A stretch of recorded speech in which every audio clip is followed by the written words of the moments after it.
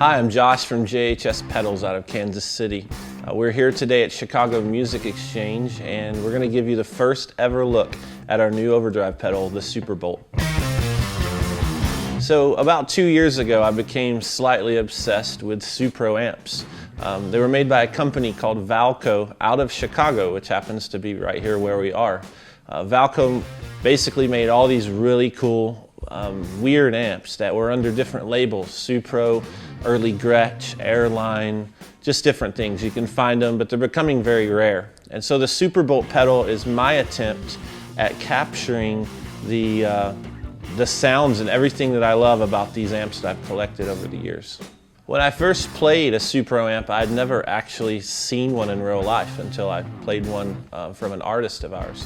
And I began looking for them and realized they're just incredibly hard to find. They were only made from 1935 to around 1968. There's a good chance you've heard these unique Supro tones on albums by Led Zeppelin 1 and 2, the Stairway to Heaven solo. It's iconic, a Telecaster through a Supro Thunderbolt.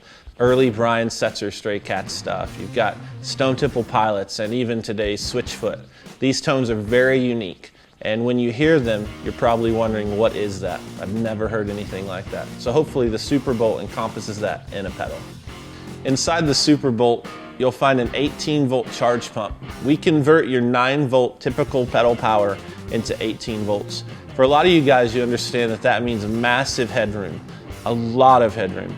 And specifically the way this is designed, it can be used as a tremendous clean boost into a dirty amp. It can be EQ'd, so it's very versatile on that end of things.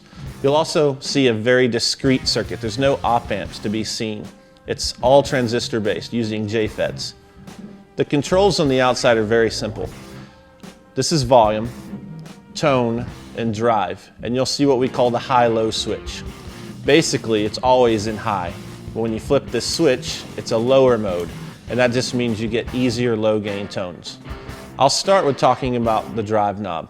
Many of the Supro amps only have one knob, a volume knob, and the louder you turn that up, the more driven it is. Think of this knob as that one knob on an old Supro amp. Then this volume acts as a master, letting you roll down the volume so you can get those high, saturated, sagging drive tones at an ear-easy level. There's a lot of tones that the SuperBolt covers, but I have it set right now to what I consider is the Supro tone, the tone that I heard that made me get into the amps, fall in love with them.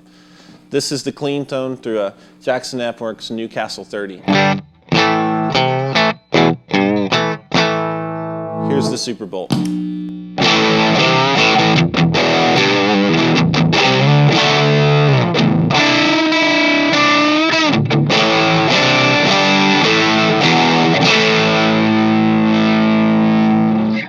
You'll also notice if I roll the volume down, it's very amp-like in its character.